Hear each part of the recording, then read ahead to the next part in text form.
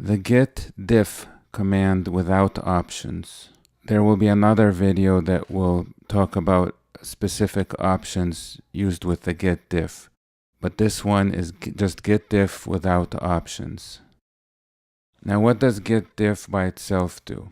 It shows what is the difference between the working directory and the repository in combination with the staging index or staging area. It's basically used after you make changes to files and you just made a git status, and the git status is showing you that you made changes to one or two files, and you want to know what those changes are, either to all the files that you've changed or one in particular. The result of git diff shows minuses and pluses. It uses those symbols to distinguish what's in the repository and what's in the working directory. Minuses represent the repository or its staging area, I think. I'm not sure about that part.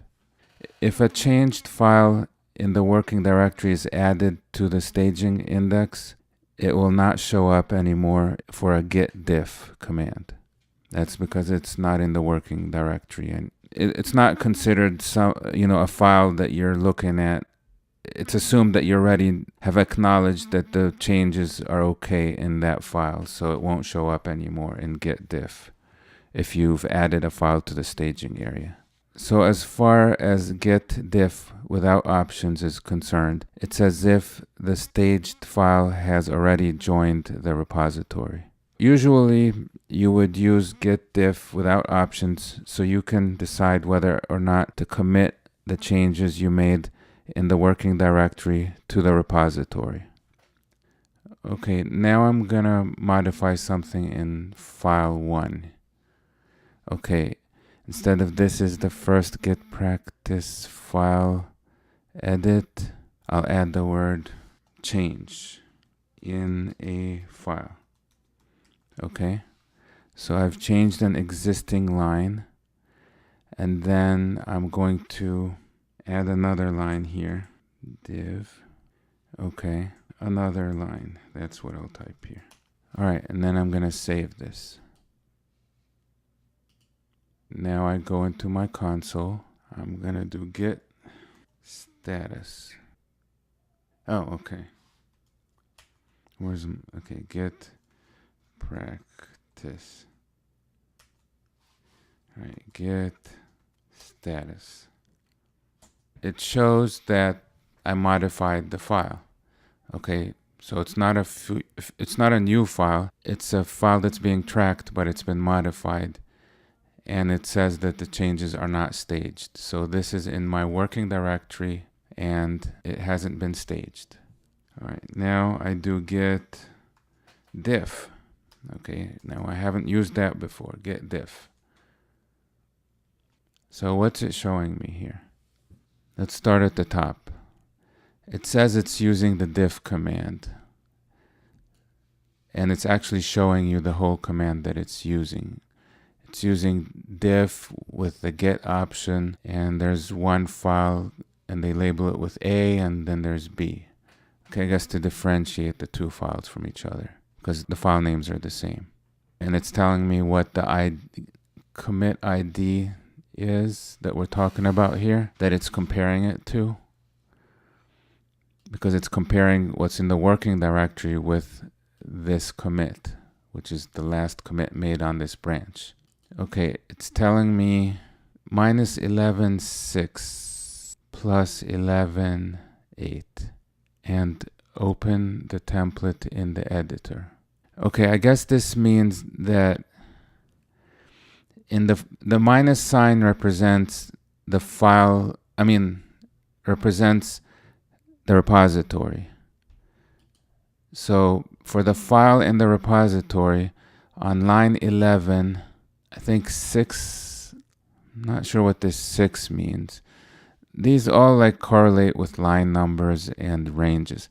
And the minus represents the version of the file in the repository. The plus represents the working directory version of the file. I'm not sure.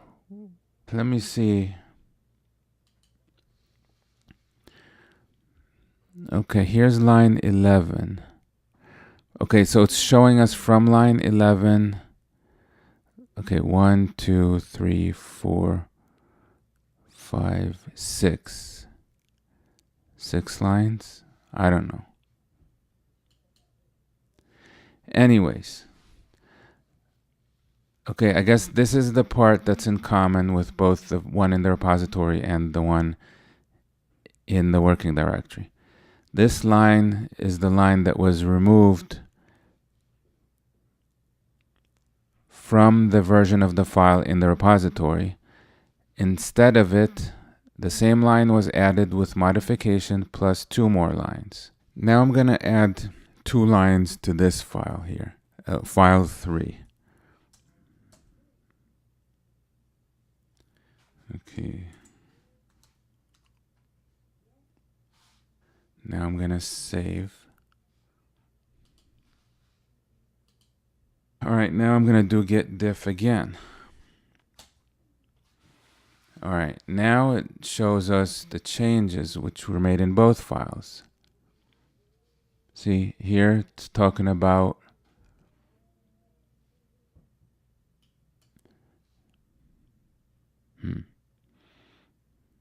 okay, it couldn't fit all on one screen. File 1 changes and file 2 changes. I wonder what those 5 and 7. Oh, actually it is showing this through less. So we could go up and down or forward and back. Let's try forward. Anyways, I can sit there and ruminate more about this later when I'm actually working with this stuff. It's important enough right now to point out that, okay, get diff will give me all the changes. If I want changes to a particular file, okay, like let's say get diff file 3.html. Okay, then I don't have to look at all the changes in the first file and it all fits into one screen. Now let me do get status. All right, get status only shows which files have been modified. It doesn't show what actually changed in the files the way that get diff does. There's an option for get diff. And remember, in this video, we talked about get diff with no options. There is an option which relates to the staging area, and we'll talk about that one in a different video.